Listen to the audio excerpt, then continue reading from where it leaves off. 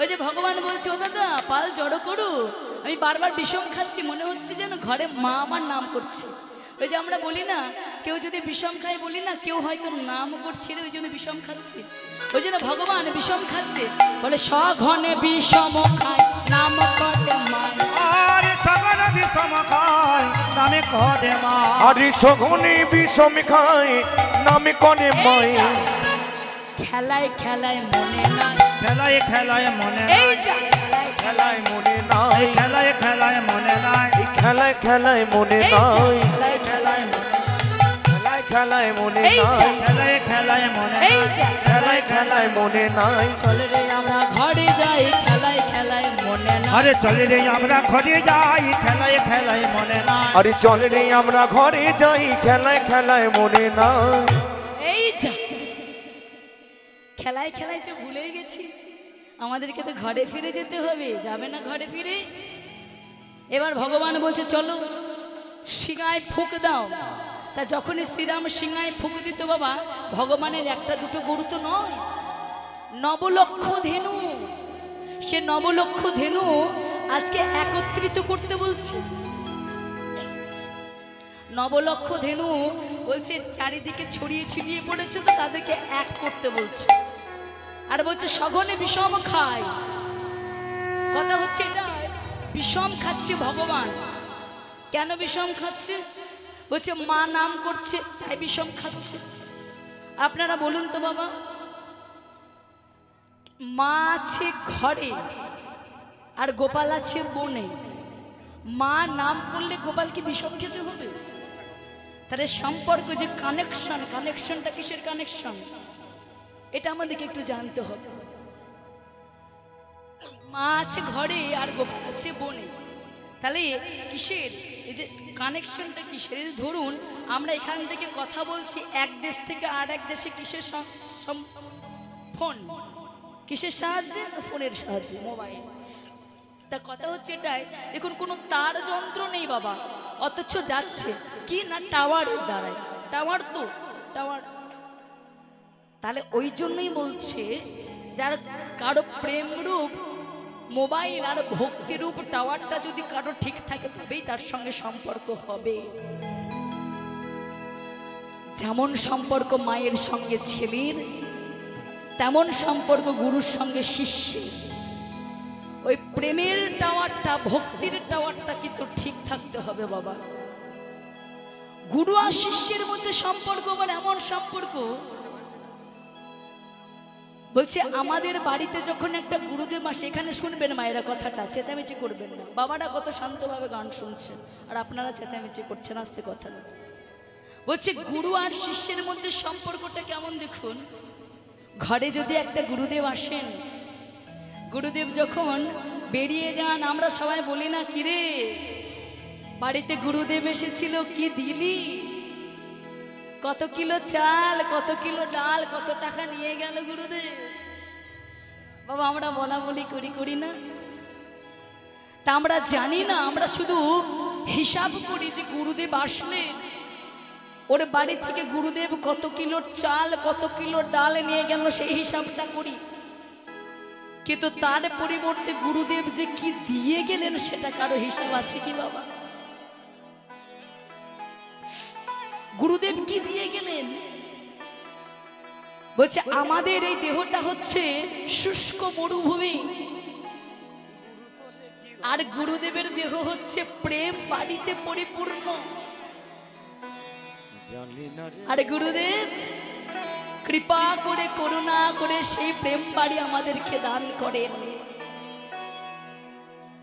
মাঝখানে একটা রাস্তা আছে, দুই দিকে দুটো পুকুর আছে, একটা পুকুরের জল ভর্তি, একটা পুকুরের জল খালি।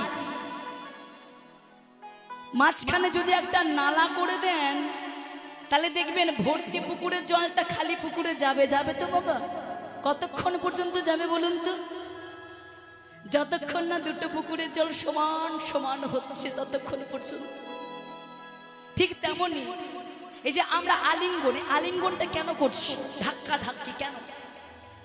বলছে আমার মধ্যে যদি কম থাকে, অন্য মানুষটার মধ্যে যদি বেশি থাকলে তাহলে সমান সমান হয়ে যাবে। আমার মধ্যে যদি বেশি থাকে, তার মধ্যে যদি কম থাকে, দুজন ধাক্কা থেকে যে আলিঙ্গন তাতে সমান হয়ে যাবে। গুরু শিষ্যের কথা বলবো কি বাবা, এক শিষ্য ছিল যে গুরুদেব মন্ত্র দিয়েছে বটে, কিন্তু গুরু মন্ত্র তার জীবনের জন্য মনে পড়েনি, কোনো দিনের জন্য মনে পড়েনি।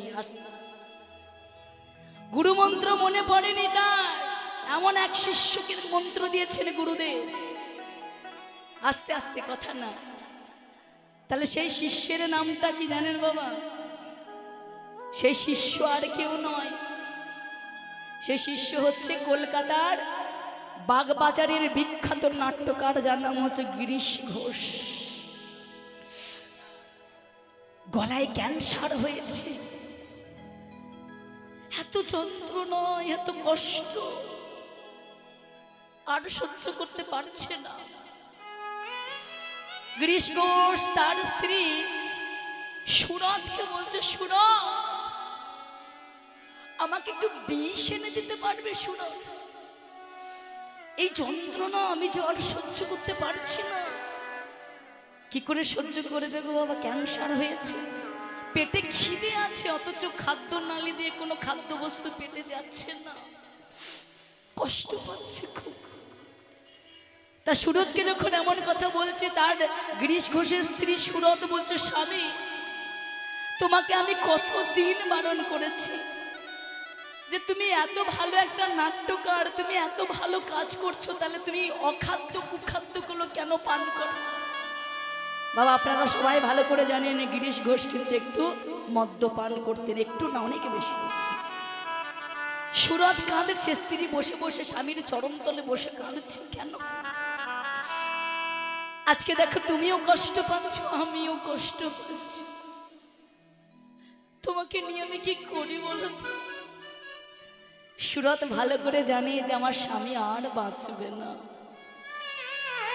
গিরিশ ঘোষ বাঁচবে না, সেটা সুরত ভালো করে জানে।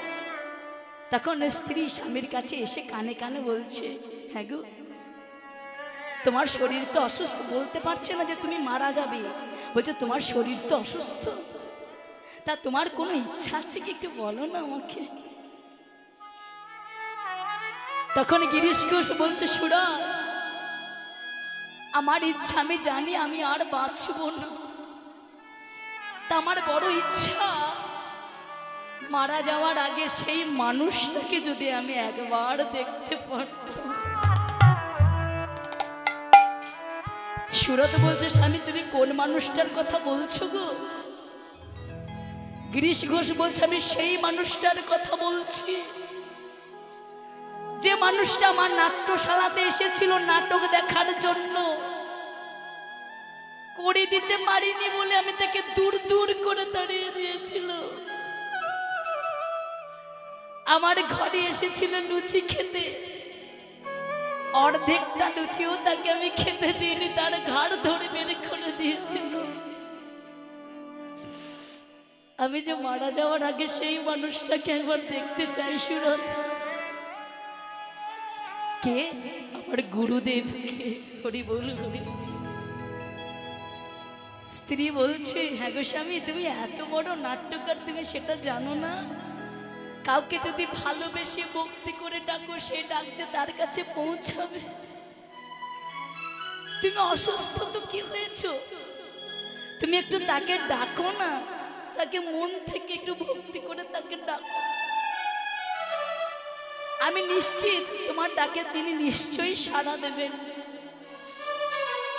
স্ত্রী সুরত স্বামী গিরিশ ঘোষকে যখন এমন কথা বলেছে, গিরিশ ঘোষ বলছে, সুরত আমার ডাকে সাড়া দেবে? ঠাকুর আমার ডাকে সাড়া দেবে আমার গুরুদেব? বলছে, হ্যাঁ নিশ্চয়ই দেবে। যখনই এমন কথা শুনেছে, অমনি গিরিশ ঘোষ উচ্চস্বরে ডাকতে পারছে না, গলায় তো ব্যথা, অনুচ্চ স্বরে ডাকছে, গুরুদেব, গুরুদেব, গুরুদেব ওগো গুরুদেব,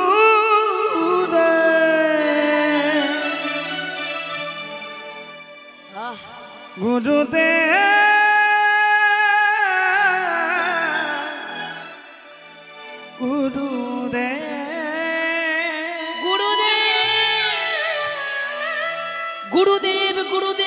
যখনই ডেকেছে গিরিশ ঘোষ, সেই ডাক পৌঁছে গেল দক্ষিণেশ্বরের কালীবাড়িতে। সেই ডাক পৌঁছে গেল কোথায় না শ্রী শ্রী রামকৃষ্ণ ঠাকুর মহারাজ। শ্রী শ্রী রামকৃষ্ণ ঠাকুর মহাশয়ের কাছে পৌঁছে গেল, তার কানে চিৎকার করে ডাকছে, মা মারে, আমার গিরিশ যে আমাকে ডাকছে, আমার গিরিশ আমাকে ডাকছে, আমাকে যে যেতে হবে মা। ও মা, মারে তুই আমার গিরিশকে ক্ষমা করে দে মা, সে যে বড় অধম, সে যে বড় পতিত, তুই ওকে ক্ষমা করে দে মা, ক্ষমা করে দে। পরমহংসদেব কাঁদছেন মায়ের কাছে। শিষ্য এমন করে ডেকেছে, গুরুদেবকে না গিয়ে থাকতে পারে গো। ছুটতে ছুটতে গুরুদেব গিরিশ ঘোষের কাছে এসে বলছে, ও গিরিশ, গিরিশ কি হয়েছে তোরা, এমন করে পড়ে আছিস কেন, কি হয়েছে তোর? কই দেখি দেখি দেখি। যখন এই গিরিশ ঘোষকে স্পর্শ করেছে, গিরিশ ঘোষ, না না গুরুদেব, আপনি আমাকে স্পর্শ করেন না, আপনি এসেছেন, আপনার এত দয়া, আপনার এত করুণা, আপনি নিজে এসেছেন আমার কাছে। কত অপমানটাই না আপনাকে করেছি। আপনি আমার কর্ণকুহরে যে মন্ত্র দিয়েছিলেন, সে মন্ত্রটুকু আমার মনে নেই, তবু আপনি কৃপা করে আমার কাছে এসেছেন, আমার কাছে এসে আমাকে স্পর্শ করছেন। আমাকে স্পর্শ করেন না ঠাকুর, আমাকে যদি আপনি স্পর্শ করেন, আপনি যে অপবিত্র হয়ে যাবেন। যখনই গিরিশ ঘোষ বলেছে ঠাকুর আপনি অপবিত্র হয়ে যাবেন, তখন রামকৃষ্ণ ঠাকুর বলছে, ও গিরিশ, আমি অপবিত্র হয়ে যাব? হ্যাঁ রে, পুকুরে যদি একটা গরু মরে, পুকুরের জল নষ্ট হয়ে যায়, কিন্তু সেই কত গরু, কত ছাগল, কত কিছু গঙ্গার জলে পড়ে মরছে, গঙ্গার জল কি কখনো অপবিত্র হয় রে? হ্যাঁ, আতপ ধানে চারা বের হয়, সিদ্ধ ধানে কি চারা বের হয় রে? হয় না। আমার দেহটা সিদ্ধ হয়ে গেছে, কোনো অমঙ্গল, কোনো অপবিত্রতা আমাকে স্পর্শ করতে পারবে না, কোনো কলঙ্ক আমার লাগবে না। তোর কি হয়েছে? গুরুদেব, আমার অসহ্য যন্ত্রণা কণ্ঠে। তা শিষ্যের সেই রোগ কিন্তু গুরুদেব নিজের কণ্ঠে ধারণ করেছিলেন।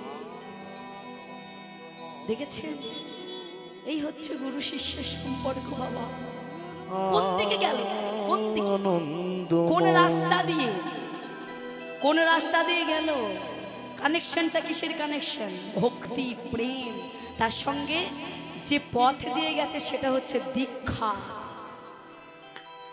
দীক্ষা মন্ত্র যখন নেওয়া হয়, ওই জন্য আমি আগেই বলেছি, যারা এখনো গুরুচরণ আশ্রয় করেননি তারা গুরুচরণ আশ্রয় করে নিন।